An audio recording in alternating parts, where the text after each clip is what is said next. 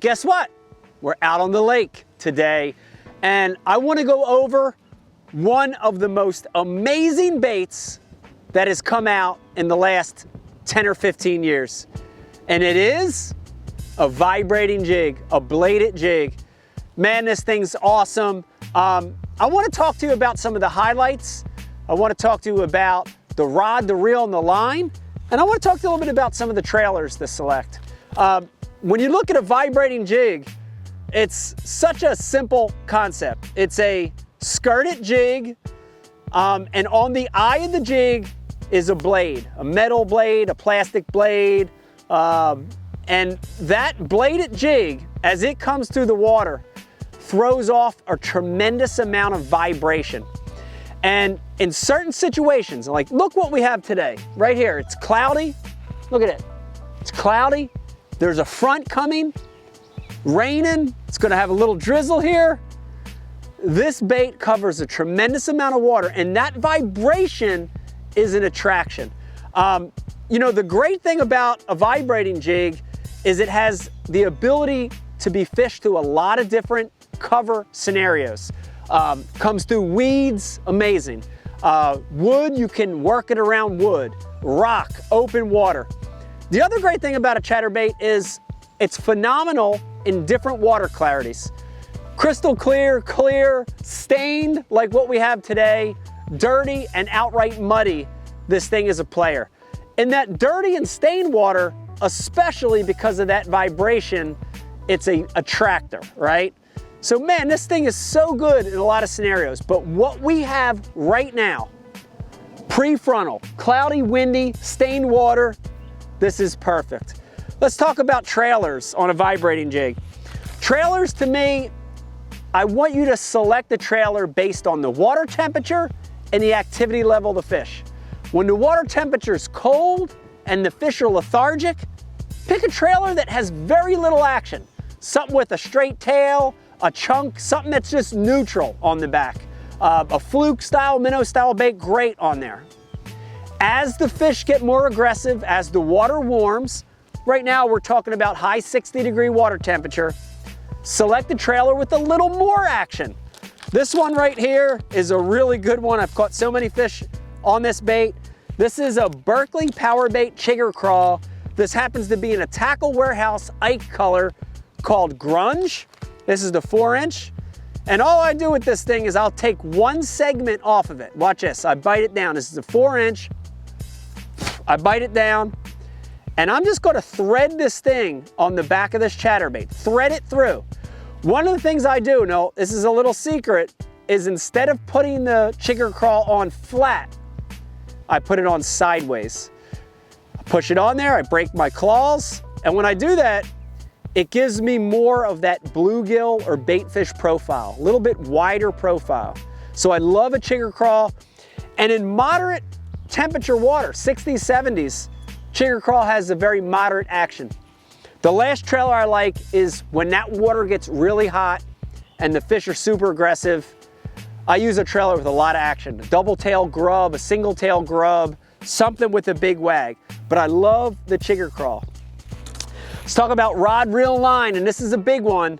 A lot of opinions about whether to use a parabolic glass or composite rod or whether to use a graphite rod. I don't know if there's a right answer, but my answer is I like graphite better than composite or fiberglass. And the reason is, look at that hook. That's a big, single, stiff grade hook. That's like a jig hook, right? I don't want to use a glass rod with a jig hook because I need some backbone to set the hook. But what I do is I go down to a medium action in graphite, okay? This is my favorite rod for a regular size chatterbait, 1/2 ounce or 3/8. This is a 7-foot medium power rod by Abu Garcia, Ike Series rod. 7-foot medium graphite, not glass. Great parabolic action, look at it. It's got about a 70-30 tip to it, 30% tip, 70% backbone. So it's soft, but it's gonna let me drive that hook home with the rest of the backbone. With a reel, on a vibrating jig, because a lot of them hit it and come at you, I want a reel that has a fast ratio. 7 to 1 or greater. I love this as an Abu Garcia. This is an MGS Extreme, and this is an 8-0 to 1. So fast gear ratio reel. Last but not least, and then we're gonna do some fishing for you, I use fluorocarbon. Fluorocarbon's gonna let this bait have more vibration. It's gonna let it perform better, and it doesn't have as much stretch as mono. I love the fluorocarbon. It's got a little bit of stretch, but not a lot. My line size on a vibrating jig, 12 to 20 pound fluorocarbon. I really like the 15 or 17. This is 15 I have on here today. All right, let's go and do a little bit of fishing. The storm's coming, it's gonna be pouring here in a second.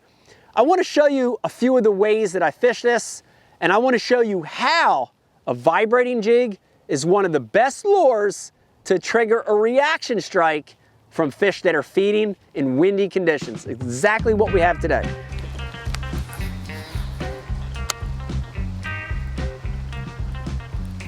There it goes. Go, big one. Stutter stopping it. It's not that big, it's a good one though. There's a good look at why that vibrating jig is so good on these kind of days. Windy, cloudy, rainy, and those fish will eat it.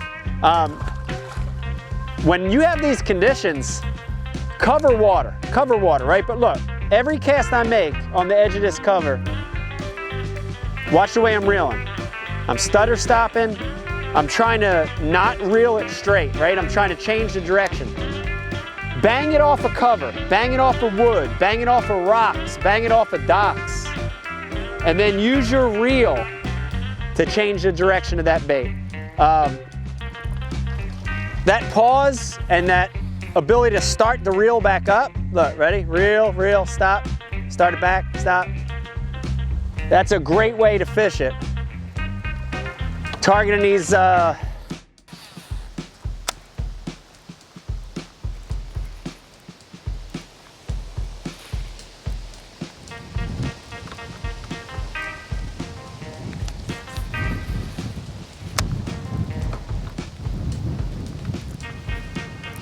my God! Stay on there. Oh my God! Jesus! God!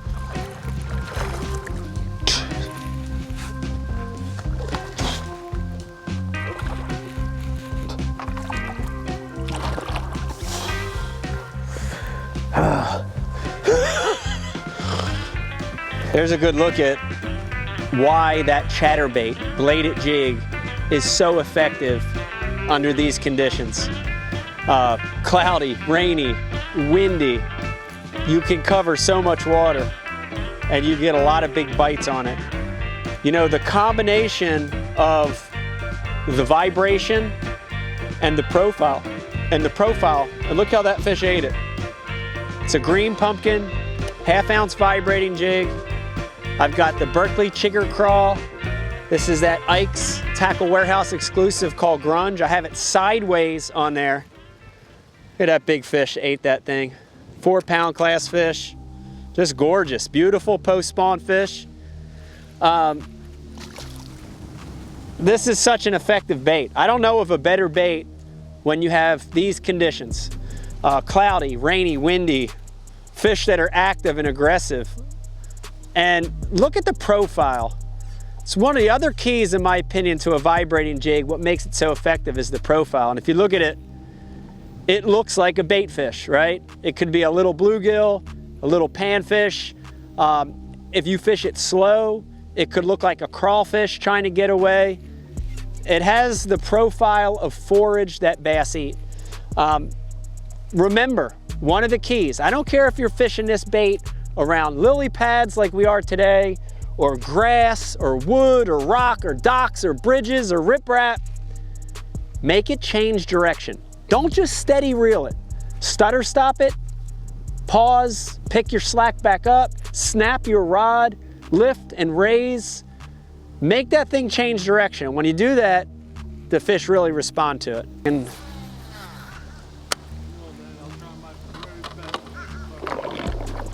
look at this. God, Another giant. Oh my God. Uh-oh. Uh-oh. Look, guys!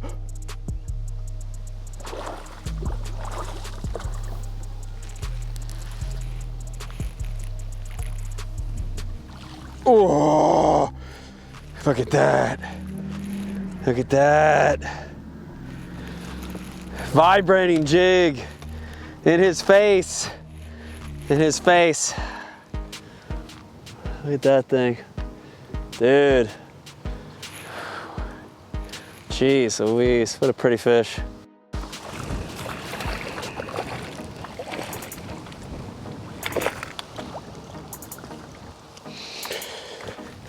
All right, another nice vibrating jig fish.